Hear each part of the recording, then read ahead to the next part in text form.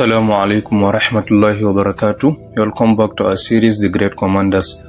In this episode today, we meet Abdullah ibn Rawahah. May Allah be pleased with him, one of the Ansars from Medina, a renowned poet of the Prophet sallallahu alaihi wasallam, a scribe and a courageous commander who led the Muslim army at a critical moment during the Battle of Muta'h.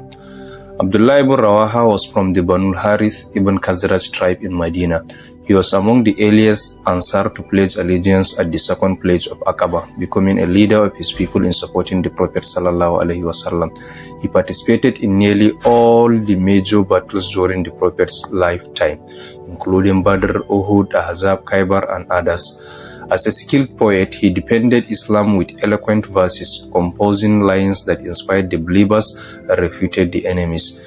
He also served as a scribe for the Prophet and was known for his piety, justice, and deep devotion. His most prominent military command came in the Battle of Muta'h in the 8th year of Hijrah. The Prophet ﷺ sent an army of 3,000 men to confront Byzantine allied forces after the murder of a Muslim envoy. Zayd ibn Harith was appointed commander, with Ja'far ibn Abi Talib second and Abdullah ibn Rawahah third in succession.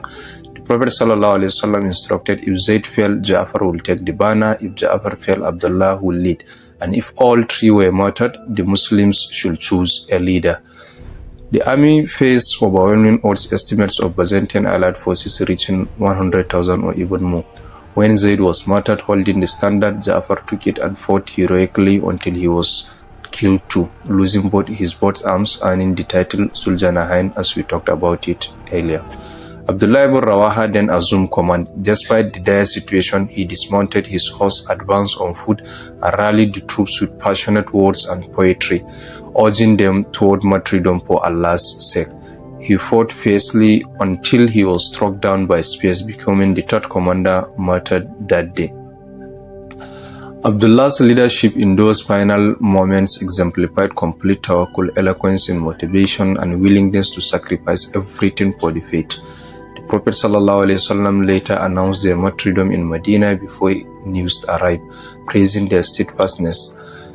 In this month of Ramadan, when we use our words in dhikr, dua, and reflection, remember Abdullah ibn Rawahah, the warrior poet who fought with sword and verse, leading with courage and inspiring with truth until his last breath.